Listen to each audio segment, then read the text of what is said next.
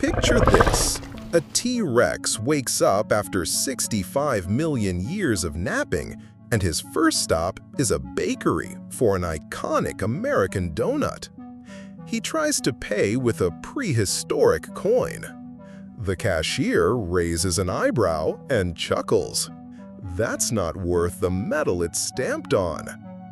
Welcome to the 21st century, Rex, where your money can lose value while you sleep.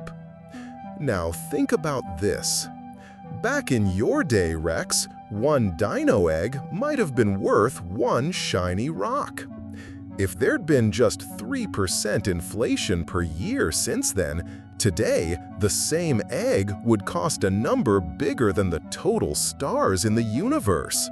Sounds wild, right? Inflation is basically a backwards time machine. The further you travel, the less your money is worth when you land. Inflation is like a giant dino made of ice, melting quietly, piece by piece, until there's nothing left but a sad puddle. Your dollars lose value slowly, sometimes invisibly, but when you notice the difference, it's already huge. Take the 1970s in the US. Annual inflation hit double digits. People's paychecks bought less every single week. Supermarkets would literally raise prices between shipments. So, what causes this vanishing act? Picture your valley, Rex. Only 100 saber teeth in circulation. Each one buys a banquet. But then someone discovers thousands more hidden away and dumps them into trade. Now each saber-tooth buys maybe a handful of leaves. That's what happens when the government prints money. In 2020, the Federal Reserve added trillions of fresh dollars to the system. Boom! Inflation zoomed to a 40-year high in 2022. And the blame game kicks off. The government points to global chaos. Companies blame regulations. Workers point fingers at greedy execs. Truth is, it's kind of like the dinosaurs' extinction.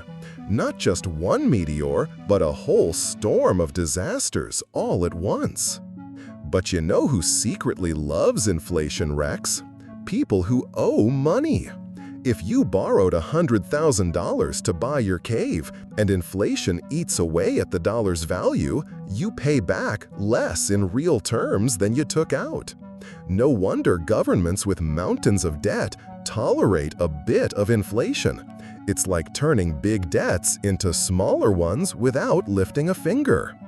For regular folks earning a paycheck, though, inflation's a nightmare.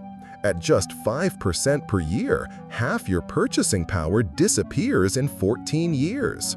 In Venezuela a few years ago, inflation got so bad that wheelbarrows of cash could barely buy a loaf of bread. Suddenly, old-school bartering was back. So, how do you avoid financial extinction? In your era, Rex, survival meant stockpiling food for the winter. Today, Americans diversify: homes, stocks, gold, and these days even crypto. The goal: put your money where inflation can't melt it.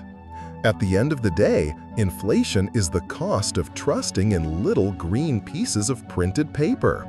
In your world, a rock was a rock. It had value, full stop. Now, money is a social promise. It works right up until people stop believing.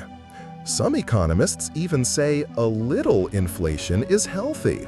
Strange logic, isn't it? Stick around. Next episode, we'll try to explain Bitcoin to your grandma who keeps cash under her mattress. See you then!